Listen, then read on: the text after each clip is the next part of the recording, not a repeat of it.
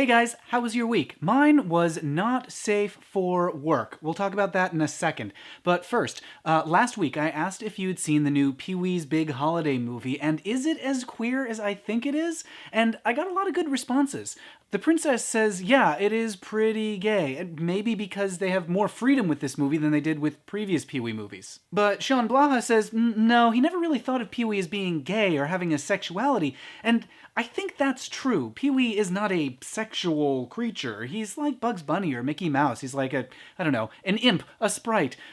But there's more to sexuality than just sexual orientation. And I do think there is something happening in Pee-wee's Big Holiday that reflects something about the queer experience. But as Sean points out, one of the great things about Pee-wee is that you can find whatever subtext you want in him.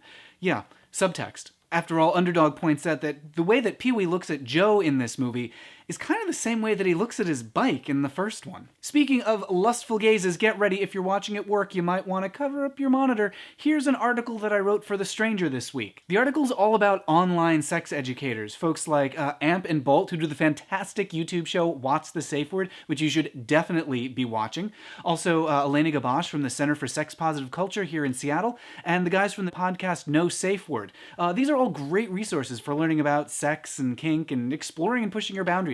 And my article is a big dive into who these people are who are teaching us about our sexual bodies and how they got to do that weird kind of work. Also, I took a ton of pictures for this article. I went to a taping of the No Safe Word podcast, and they have this amazing studio where it's a recording studio, but also a dungeon. So it's set up so like they can record their podcast with these big professional microphones, but then on the table in front of the mixer and the microphones and the computers and everything, there are also all these tie downs so they can tie people down to the table and torture them in various ways. I took a lot of amazing and very unsafe for work photos, so maybe I'll post those if there's some demand. Not really sure where to do that though. Got some great comments on my videos this week too. Danny McLaughlin on my video about how sitcoms handled gay characters in the 70s and 80s pointed out that there was a sitcom in the 70s called Hot L Baltimore. It was really Hotel Baltimore, but the E got switched off on the sign. Get it? It's a joke. Anyway, so Hot L Baltimore had a gay couple that were recurring on the show, and they would just kind of wander through the lobby sometimes of the hotel.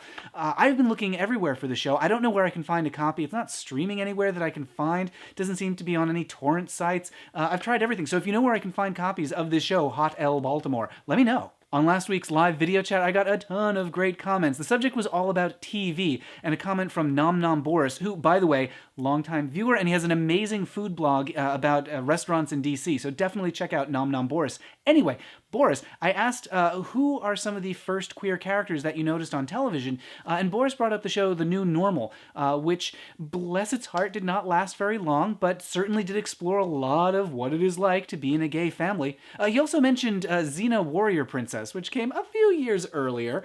Xena's apparently getting a reboot from what I hear, which sounds like it could be amazing, especially if they want to focus more on the relationship between Xena and Gabrielle. The big question is Lucy Lawless going to be on this show? And if she is, in what role? Personally, I would like to see her as Hera. I think she would make an amazing villain. Also on that TV live chat, I asked folks who their first television crushes were. Mine was Dean Cain.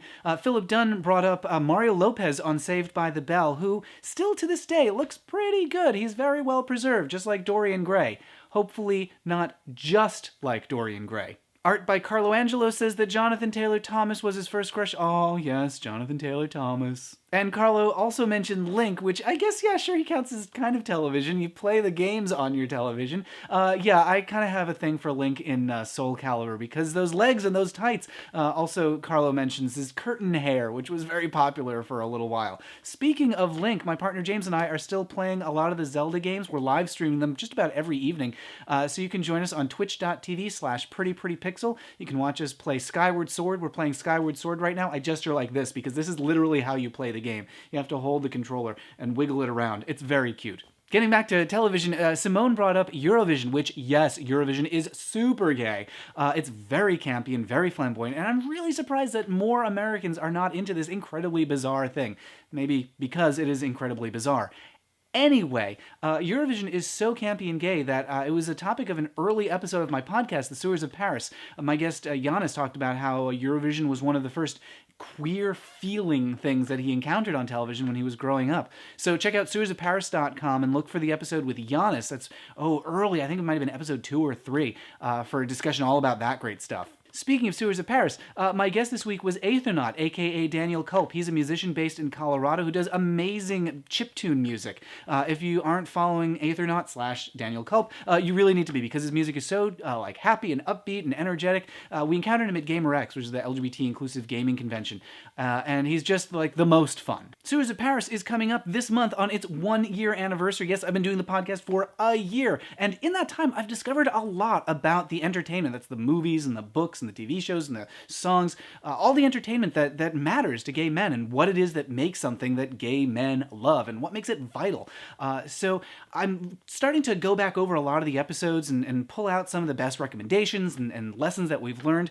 And I have a question for you. One of the things that I've noticed is that it's really important for queer people, in particular gay men, which is the focus of Sewers of Paris, to find media that reflects the coming out experience. Not just how to do it, but makes them feel good about coming out. And I think one of the best examples of that is the song Defying Gravity from Wicked. Even though the song itself isn't about coming out as queer, it's a song that a lot of people brought up when they're talking about working up the courage to come out.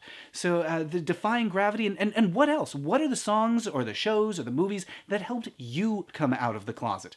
Defying Gravity is great. It didn't exist when I came out. Back then, we had Tori Amos' song Take to the Sky, which is kind of defying gravity before Wicked existed.